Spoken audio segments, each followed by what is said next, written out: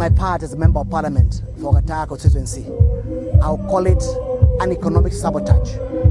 And it's a treasonable offense because whoever are perpetrating that fake fertilizer, they want to take us back to where our people can go and die of hunger. And this government, Kenya Kwanza, when we came to power, we said one of the things we're going to do is subsidize fertilizer so at least we can be able to increase production, create employment, and kick away starvation in this country. And as a result, you found that the issues about the demonstration on cost of food has disappeared because farmers have been able to produce enough food for everybody, and the cost of unga has come down drastically. And therefore, I will urge the branches which are supposed to do investigation, they investigate NCPBA, then investigate KEL, then investigate KBS, then investigate even the Ministry of Agriculture to find out who is a culprit, who brought this fake fertilizer, who bought it. Were there any standard of testing this fertilizer, or they just bought it from anywhere? Did they take containers for chemical and other renowned factories and put substandard products and masqueraded it as fertilizer? And therefore, for us to be able to go to the bottom of the issue, we have enough investigative bodies, the CID, the EACC, and I urge the government so at least we do not sabotage. The people who want to sabotage that government program are caught and that issue is brought to an end. The Thika-based chemicals company has been in existence for very many years. Yes. Are you surprised that they are being accused of issuing? Chemicals is a known company which has been here for very many years. And remember, chemical on one hand can produce good fertilizer. But what happened is that fertilizer is removed and they take the sacks for chemicals and some crooks put other funny products. So that's why we can't be able to sit down here and pick and point to any direction.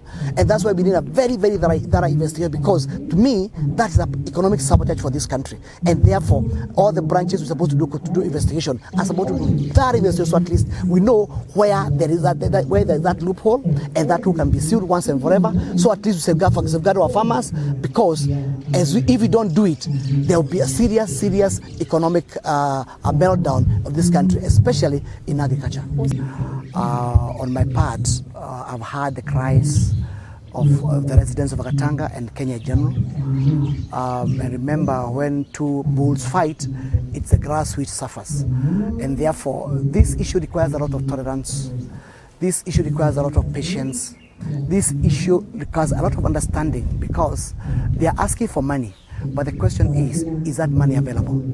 And the president said, we may have reached the end of the rope. Kenya, as you noted, and it is there in the media, we spend about 43% on our salaries. That's way beyond what you call the international accounting standard. We are supposed to spend at least maximum of 25%. And therefore, we also need to relook at the wage bill for this country, because we can't be both to be taxing our people just to pay salaries. We need money to make sure to develop roads, infrastructure, build hospitals, and do other developmental issues which have value to our people, not necessarily paying salaries. So we need to be very careful. I know the pressure where it's coming from is because there is what you call the added taxation. But again, everybody is being taxed, and therefore they need to have what you call an incremental salary increment, not getting every cent right now, but have a well considered incremental program along the way, so at least again both sides can be able to be balanced. But again, at the same time, the problem with this kind of strike is that there's what you call the avalanche of strikes, because if you increase the salary for interns, it means the doctor will want an increase, the nurses want an increase, teachers would like to require an increase. So therefore one need to be very careful, and therefore that's why I'm urging the government and also the doctors association to go slow and relook at things all over. Let the spirit of patriotism take effect, and we know that we have a country to run, and we have a tomorrow to protect for our children. It's a threat to sack the staff is a wrong approach. the conversation, the conversion should continue, because even if you sack everybody, where will you get other doctors to replace those ones? Because therefore, it's a statement it's a hollow statement, and I think it's a high-handedness which is not necessary. I think conversation needs to continue, and we have a program whereby these people's welfare can be taken care of along the way in the coming years. Well, it adds more problems to the farmers, right? We all grew up in this area where coffee factories were giving genuine fertilizers. Now, if a farmer is being given fake fertilizer and then he's being taxed when that fertilizer he has to pay for and cannot help in his production, it's a disgrace.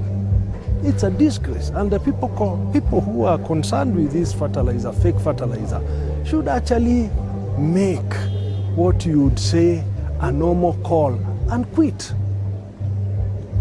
It's an embarrassment. Do you think there is politics in that? I don't want to go to the politics. I just want to say, if there is fake fertilizer and it has been proven, those responsible to take responsibility and pave way for others. You cannot deceive subsistence and small-scale farmers with fake fertilizer. And that is where the problem is. This government was elected overwhelmingly in this area. Some of us were on the other side, and we made it absolutely clear. The point is, people are suffering.